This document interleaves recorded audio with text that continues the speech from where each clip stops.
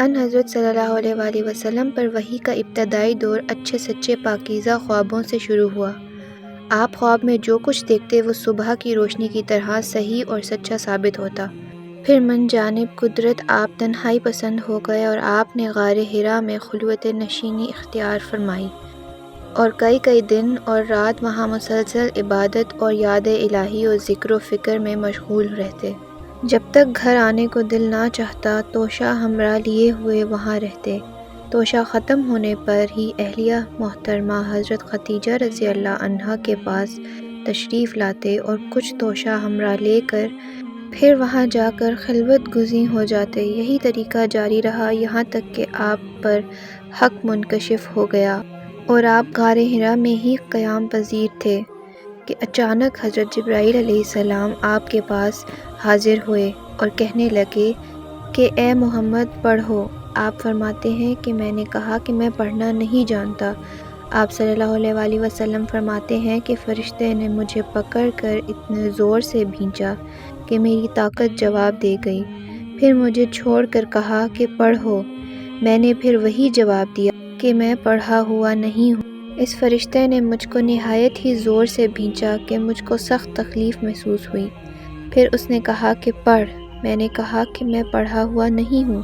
فرشتے نے تیسری بار مجھ کو پکڑا اور تیسری مرتبہ پھر مجھ کو بھینچا، پھر مجھے چھوڑ دیا اور کہنے لگا کہ پڑھو اپنے رب کے نام کی مدد سے جس نے پیدا کیا اور انسان کو خون کی پھٹکی سے بنایا۔ پڑھو اور آپ کا رب بہت ہی مہربانیاں کرنے والا ہے۔ بس یہی آیتیں آپ حضرت جبرائیل علیہ السلام سے سن کر اس حال میں غار حرا سے واپس ہوئے کہ آپ کا دل اس انوکھے واقعے سے کانپ رہا تھا۔ آپ حضرت خدیجہ کے ہاں تشریف لائے اور فرمایا کہ مجھے کمبل اوڑھا دو، مجھے کمبل اوڑھا دو۔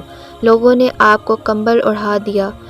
جب آپ کا ڈر جاتا رہا تو آپ نے اپنی زوجہ محترمہ حضرت خدیجہ رضی اللہ عنہا کو تفصیل کے ساتھ یہ واقعہ سنایا اور فرمانے لگے کہ مجھ کو اب اپنی جان کا خوف ہو گیا ہے۔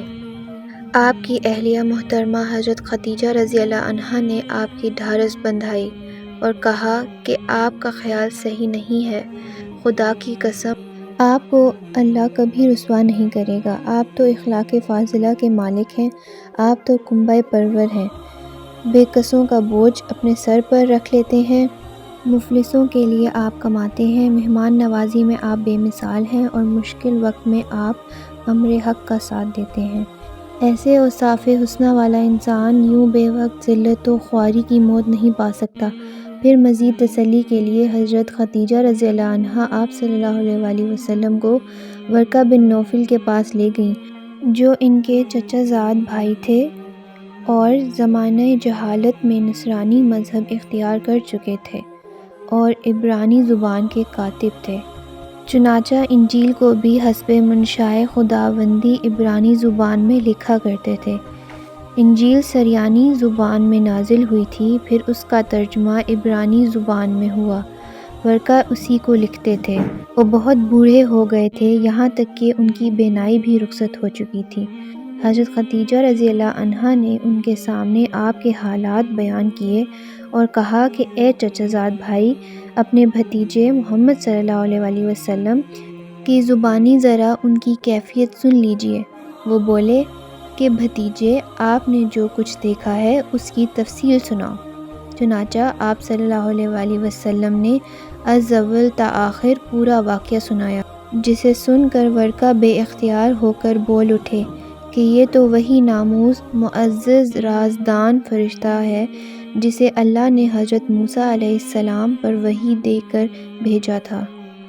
کاش میں آپ کے اس عہدِ نبوت کے شروع ہونے پر جوان عمر ہوتا، کاش میں اس وقت تک زندہ رہتا جب کہ آپ کی قوم آپ کو اس شہر سے نکال دے گی۔ رسول کریم صلی اللہ علیہ وآلہ وسلم نے یہ سن کر تعجب سے پوچھا کہ کیا وہ لوگ مجھ کو نکال دیں گے، حالانکہ میں تو ان میں صادق و امین و مقبول ہوں۔